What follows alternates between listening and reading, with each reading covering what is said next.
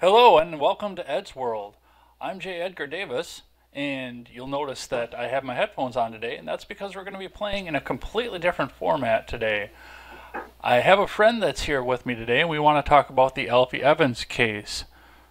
So please give a very generous welcome to Emily. Tell us a little bit about yourself, Emily. Hi. So I am a 35-year-old special needs mother. My son is 6. His name is Chase. He has Spina Bifida, hydrocephalus, and epilepsy. And I know you invited me to kind of go over things about Alfie and even the other little boy. Can't think of his name off the top of my head right now. Charlie Gard. Just because Charlie, thank you, Charlie Gard. Just because I kind of know that kind of side of things, being a mother of a special needs, multiple medical diagnosed child. So, and I'm happy to be here. Well, we'd like to thank you for coming on, and we'll talk about, or we'll go right back into the topic right away. So, a couple years ago, a child was born, Alfie Evans, to a commonplace English family. And it seems that very early in his life, he started going into seizures, and he suddenly wound himself up into a semi-vegetative state.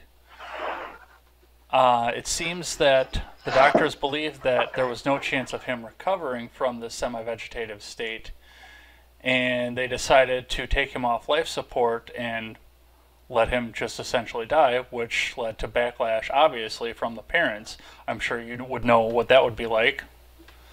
Possibly not directly what that would be like, but what you would think at that time. Mm-hmm. And I wanted to talk to you a little bit about it because I don't have any kids, and especially not a special needs kid, so I don't know what's coming down the pipes on this. So what are your thoughts on the situation? I know we talked a little bit in the hangout before the show, and you had quite the expletive for the English system. Oh, I did. But I'm going to pop my filter on because I don't want to be that girl. But I really feel that this hospital failed that child. I feel that child could have had somewhat of a life. I feel that they didn't do what a medical establishment should have done for him. I don't think they were advocating for him at all. As much as the parents tried and tried and tried, I just don't think that they were on their side. I think this outcome could have been different had he received better medical care. Now, you brought up some medical terminology, and if I tried to go through it, I would absolutely butcher the pronunciation, but you seem to know a little bit about what's going on with this. Yes. Tell us a little bit about that. So he had that mitochondrial, basically it comes down, it's just a degenerative muscle disease. But they also talked in some articles that I read that he was having seizures. And in one article, they mentioned he developed fluid on his brain, cerebral spinal fluid, which sounds to me like hydrocephalus. Now, I am not a medical expert, but being the mother of a son with hydrocephalus, what was said in that article just completely took me away. That, well, he has fluid on his brain and there's nothing we can do. There's absolutely something you can do. My son has a device in his head. I won't say the full name because it's very long and very hard to pronounce, but it's a VP shunt. And it's a little device in the back of his head that pumps the fluid from his brain, the cerebral spinal fluid from his brain, and then it just kind of absorbs into his abdominal cavity. And so it's just a tube. Okay, it looks like we're having a little bit of technical difficulty. Let me go ahead and see if I can't get Emily back. Looks like we lost her. I don't know what happened. It dropped me out. That's totally fine. It's Hangouts and it's a new thing. I think a lot of our listeners will understand. Okay. And you're back on screen, and you'll be full screen in just a second again. Okay. There we go. I got VP Shunt, and then you just kind of left there, and I was looking at myself. I left. Okay, so I had started talking about my son has hydrocephalus, and he has a VP shunt, which is a device that is inserted. He has a catheter that goes from the ventricles into in his brain, and it comes down to this little tiny device that's situated in the back of his head, and it helps to pump the cerebral spinal fluid from his brain, and it travels down this tube, and then it just kind of empties into his abdominal cavity where it just absorbs, and it's perfectly safe, and people have been fitted with these devices for years and years and years, and I feel that just that alone may have helped this child.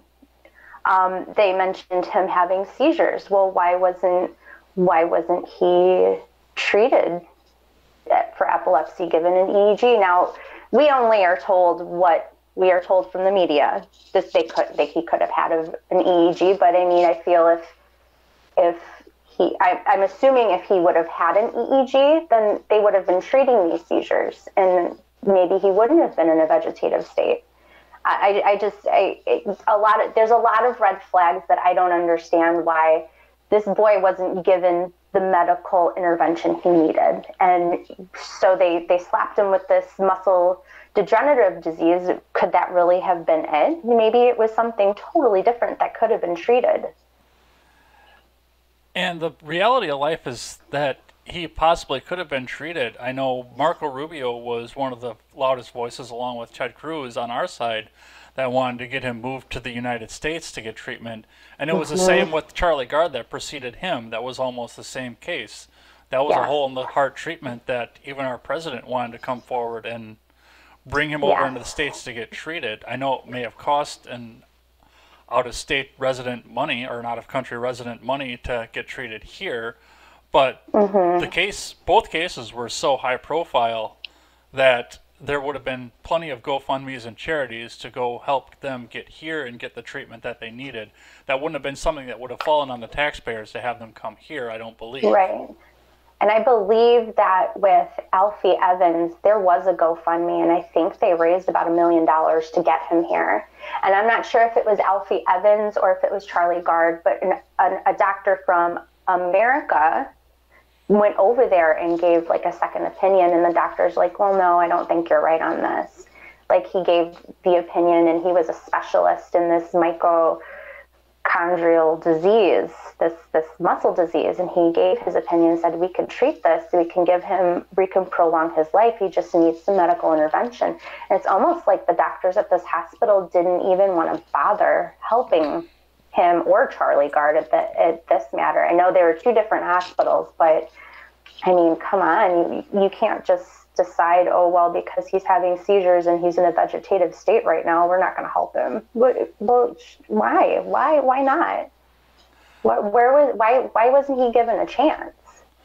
Well, and part of the frustrating part that's going along with the Alfie Evans case over the Charlie Gard case, and actually I found out today while I was researching for this that the Charlie Gard case fell into the same situation. The same doctor in both cases from the Vatican offered to treat both children free of charge. They actually had MedFlight already from Italy in England ready to go and take them, and it was a line of police officers that was not allowing the parents to take their child to the MedFlight. I read that too, and I don't understand where. I guess maybe just because I'm from America, not from England, I just don't understand how a parent's rights like that are just stripped away. I mean, back to Chase and his epilepsy, my pediatrician was like, well, why aren't you trying to get a second opinion just in case? And I kind of looked at her and I was like, well, because I trust the doctor he's seeing. But of course I thought about it more. And then going back to that, we're lucky we're allowed to have a second opinion and a third opinion and to get the answers we want, whether it's for a child or if it's for ourselves. I wonder why in England that's frowned upon and not okay, and they will take legal. And it looks like we lost Emily again, so let me take some time and see if I can't get her back. Hang on.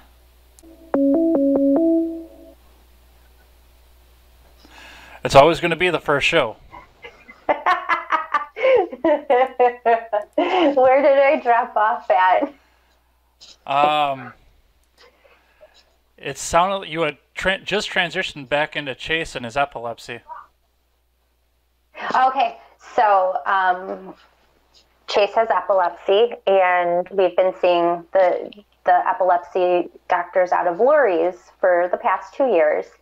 And at Chase's 6-year checkup, my pediatrician asked me, well, have you ever thought about getting a second opinion? And I was like, well, no, because I like my doctor. I think she's doing an okay job.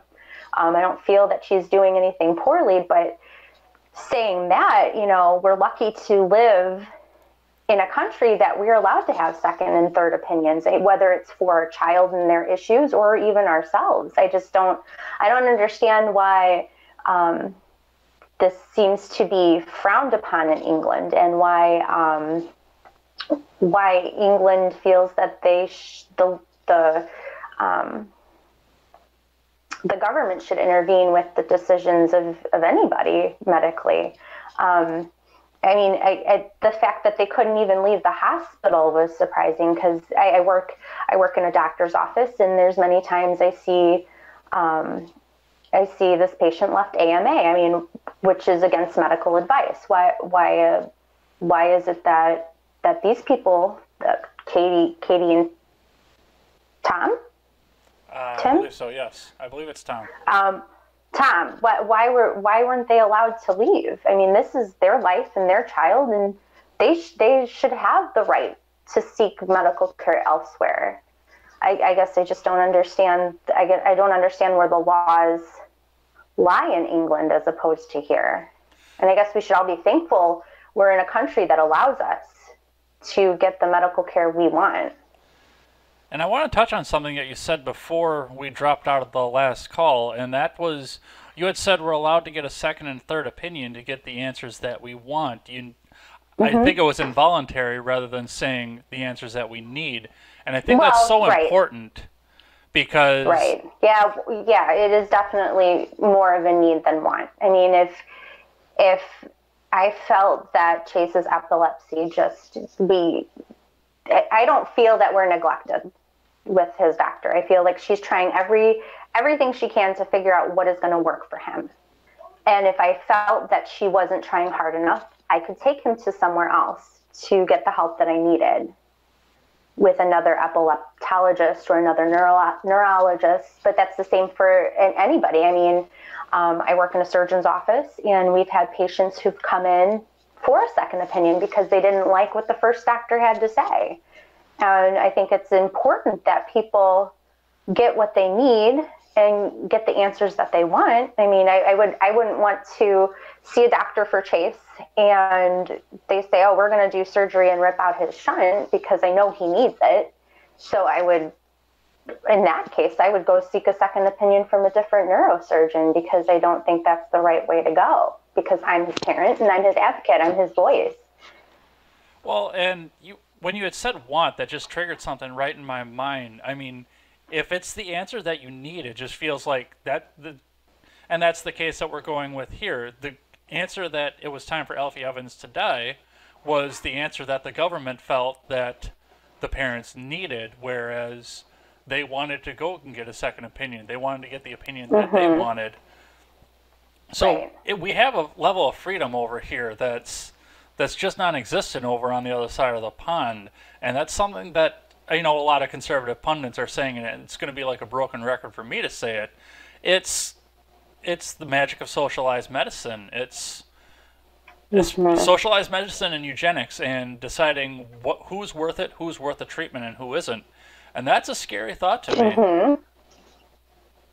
Well, yeah, and why wasn't Alfie Evans worth it, and why wasn't Charlie Gard worth it? Why weren't those two boys worth having better medical care? Why? Was it because their parents were from a different level of class? Like we have, lower class, middle class, upper class here. Is it because of the class they were in?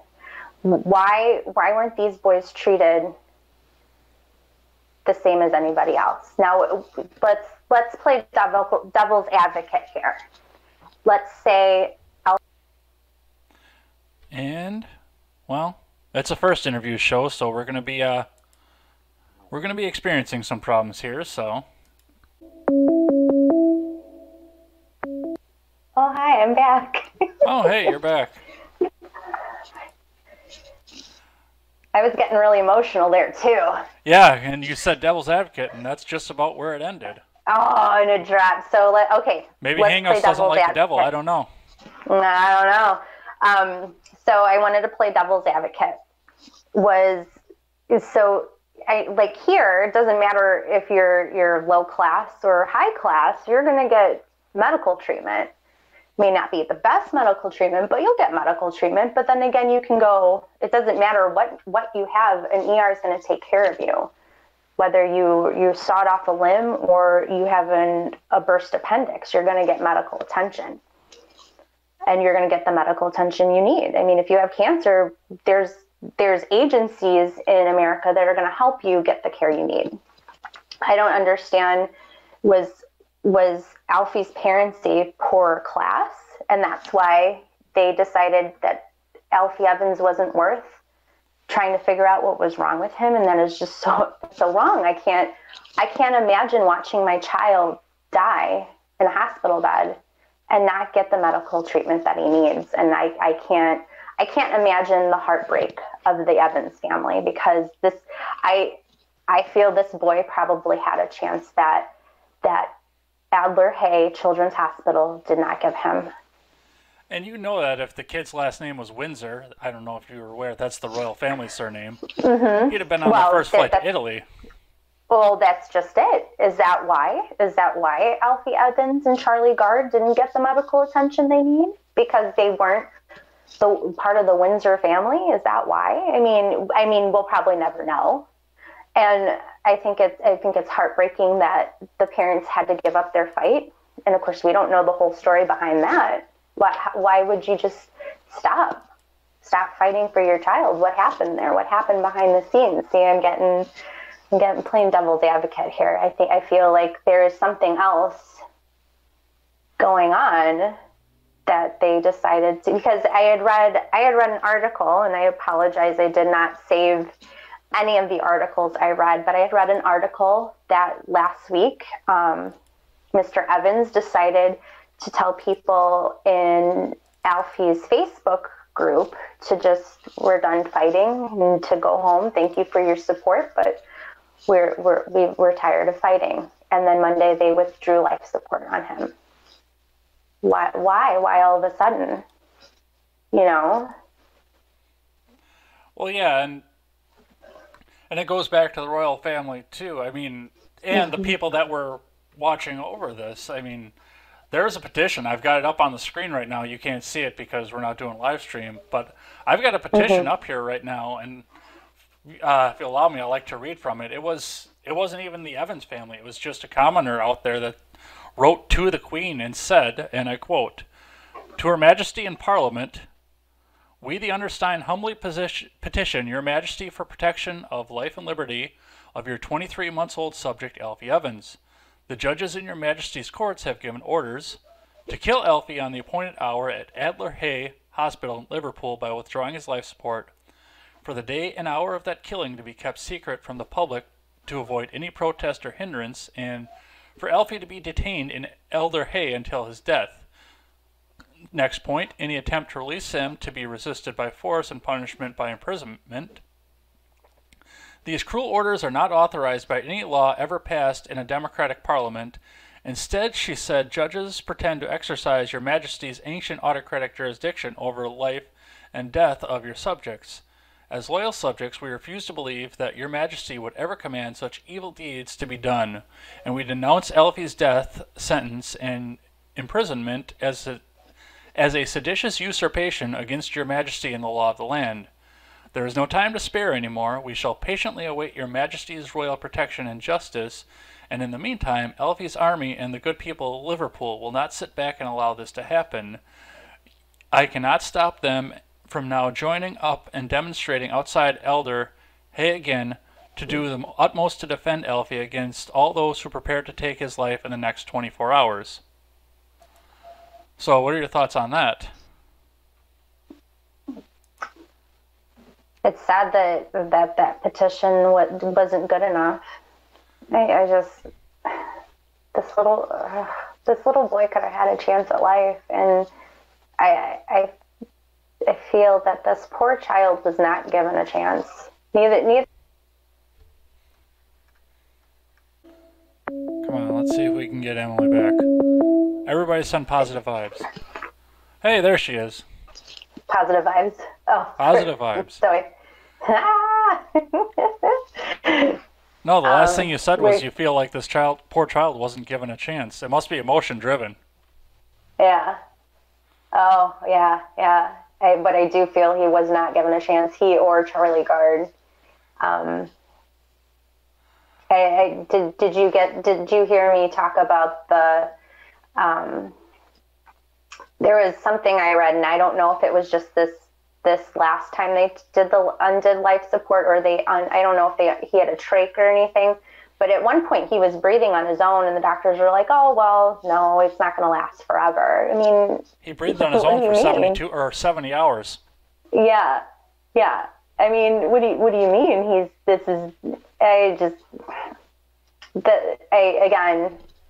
I don't know what's going on over there across the pond, but I feel that these children were failed.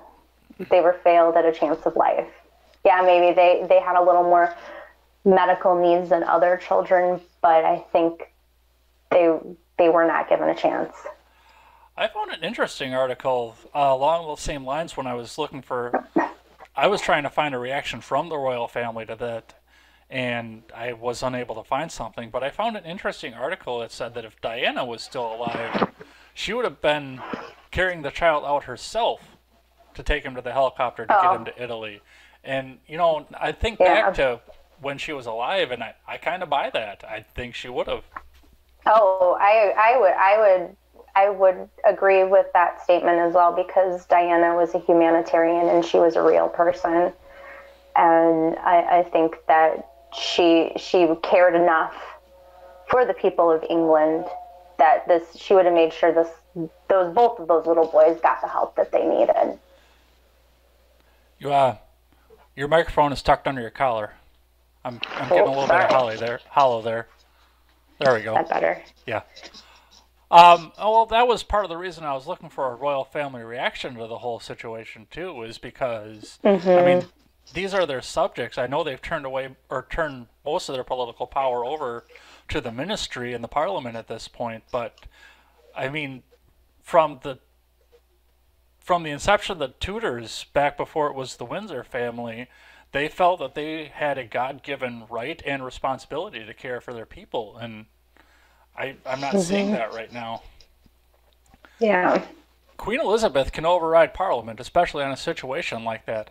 I know that they're all in the process of welcoming the royal granddaughter into the world, but I mean, it was kind of hard. My mother, who's a news junkie, had never heard of the story until I told her about it. So, and you hadn't heard about it until I said something, had you?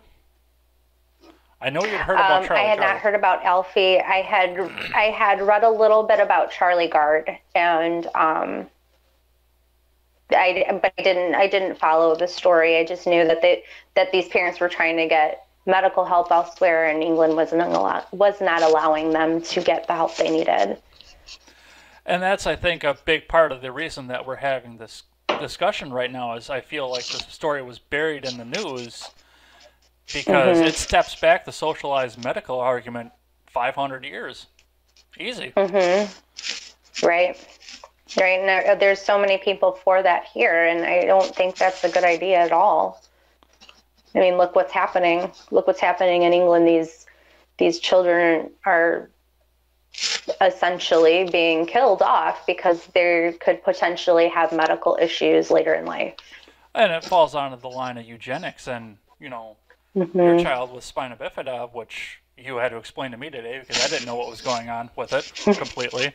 I think that would have fallen under the measure of that too. Maybe not right now, but years down the line when the system was taxed beyond its capacity. Well, I mean, if let's look at it this way. If I was in England and had Chase, would they have given him surgery to close his defect? Would they have placed a shunt to control his hydrocephalus? Would he even be alive today if I was in England? Because those are medical interventions that apparently they don't want to do over there. It seems they don't want to medically help their people. So, I mean, Chase might not even, if I was from England, I might not have a Chase. Okay. I guess we're going to have to sit and find a more stable format to do this than Hangouts. I thought Hangouts was the most stable format, but apparently it isn't, because we keep going through this over and over again. And I don't like having to fill dead air especially when I have a guest on.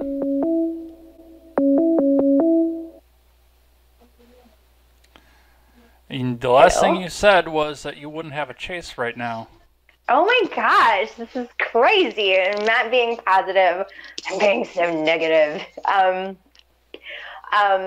yeah, I mean, had I been in England having Chase, would I even have a Chase right now? Would they have deemed him worthy enough to close the defect in his back and give him a shunt and, work with his epilepsy at this point? I mean, I don't know. I don't know if we'd even have a Chase to talk about at this point if I lived in England. There was a thought that occurred to me, and it's something that really bothers me about the fact that they wouldn't treat him. Obviously, the English government thought that even this one treatment couldn't save this child and couldn't have him have a quality of life. That was the argument that they kept using. But it was an experimental procedure that an Italian doctor wanted to try. And as an experiment, isn't it possible that the English government has denied the next child that has this condition the research that would have gone into helping that child? Absolutely. That was a thought that occurred to me as I was going through, when I was learning about this whole thing. I mean, even if it fails, you've got medical data that you can sit and compare against a control group. Absolutely. Like right now, there is a epileptic medication that has CBD oil in it, and it just got approved by the FDA and was voted on 13-0 to approve it. And I think it's supposed to be approved, available in June. And they've been going on and testing this. And I know I'm friends with a couple parents with children with epilepsy who have said that this has worked wonders for their children. And I mean, if we didn't have those medical studies, we would never know that this would work. Same case with Alfie Evans. I mean, how do you know it's not going to work unless you try it? And I mean, if the parents are willing to try it, why are you denying them that? I mean, I still can't wrap my head around the fact that their government's deciding what they're going to do medically with this child. It's not their child. It's not their burden to carry. I mean, it's the parents' decision. But apparently in England, well, the government is God there, yes. But yeah, and again, even if Alfie did pass away and the treatment didn't work, that's pages and pages of medical data that you can use to research the next cure, the next try, the next experimental procedure. Right. Now, I had a little kind of a gotcha question, because it wasn't really something that you really would have found anywhere in the articles, but it's something to think about. Before I heard about Alfie Evans, a friend of mine that I talked to in Discord brought up the idea of a revolution in England. That was when we were going through the Count Dankula speech, where the guy got $800 or $800. They don't have dollars in England. 800 pounds worth of fines because he went on YouTube and taught his girlfriend's pug to do the Zig Heil after he made a very, very vulgar anti-Semitic command. if there's a revolution in England, which seems like it's something that could be absolutely possible at this point, who do you think the U.S. is going to back, the crown or the people? And there are strong arguments for both. Mm-hmm. Because if there's a revolution, the people are looking for the freedom that we have here, but we do have strong ties and alliances with the crown itself. Yeah, that's a tough one. That's really tough. I mean, it could go either way. With the Brexit thing and some of the other things that go along with the news, I feel like that could be coming as a full-on English revolution. Mm-hmm. Mm-hmm. And I would love to see the crown bypass the parliament and side with the people over the parliament, because it seems like the prime minister and the parliament are part of what's the problem going on right now. It's not the crown itself. Yeah. Yeah, I don't really think the royal family really has, I mean, obviously they can overrule whatever, but I don't think they have a lot of say in what parliament decides. You know what I mean? And I don't know anything about Queen Elizabeth. I know she's old, and, you know, sometimes when people get old... Huh. Hello? Hello. Oh, there you are. Okay. What I was saying before, I don't know anything about Elizabeth because, I mean, I know she's up there, and sometimes you don't make the best decisions when you're getting older, and I don't know exactly how much information is getting to her, but I mean, William can't be far away from a TV at all times. He's got to know what's going on. That's got to break his heart. Mm-hmm. Yeah. Yeah. I know Charles kind of got bypassed outside of the line, and Henry isn't really in the line, but I mean, those are William's future subjects. He's going to take the crown at some point, and that's going to be something that he's going to have to shoulder. Mm-hmm. I could almost see a violent ejection of Parliament coming. I mean, that's a long shot because that would mean a solo monarchical rule, and I don't think the British people want that. They put a Parliament in place because they don't want that, but at least an intermediary. Mm-hmm. Right. You've got to think about that coming on the fact that you've got a country that's outlawed knives. Oh, well, knives kill people, so... People kill people. Yeah, I was being sarcastic.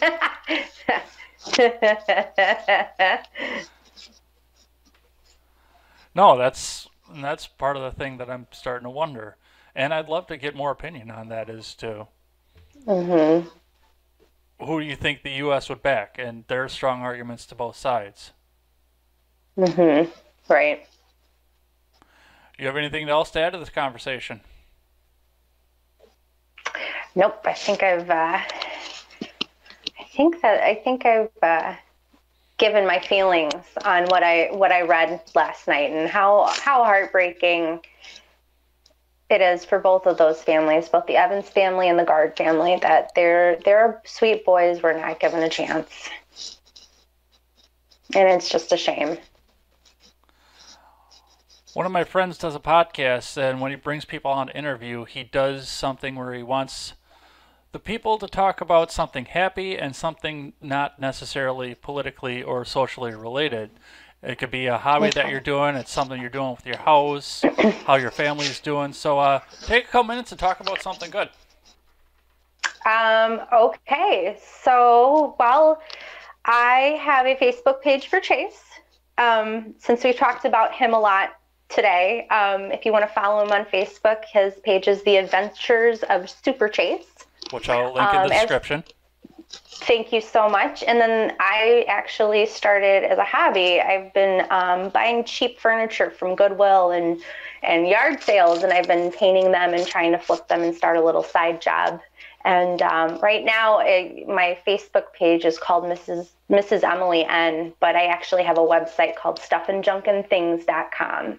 So, but the painting thing is amazing. It just relaxes me. Once Chase is in bed, I put on some music and I just go to town. And I thought I wasn't doing very I just thought it was silly, but I mean, people comment all the time. They're like, I love what you do. I'm like, really?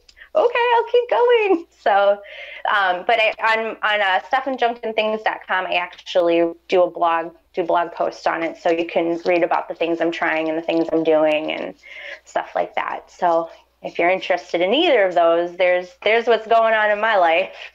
And I'll link that again in the description as well. Awesome, thank you. Tell us where people can find you, other than what you've already said. I'm in Round Lake Beach. You can find me on Facebook. I'm Emily Nicholson if you want to be my friend. I like friends. I'm on Instagram. I'm Stuff and Junk and Things on Instagram too, but that's mostly furniture stuff. But yeah, shoot me a line. I like to talk to people, so. All right, and that's about going to wrap up our show tonight. Thank you very much for having Emily on. Thanks for offering your opinion, and thanks for helping us get through this. Thanks for having me. It was so fun. And everybody else, remember, never take the words of bloggers, podcasters, or journalists as gospel. Find all the facts and draw your own conclusions. You're always for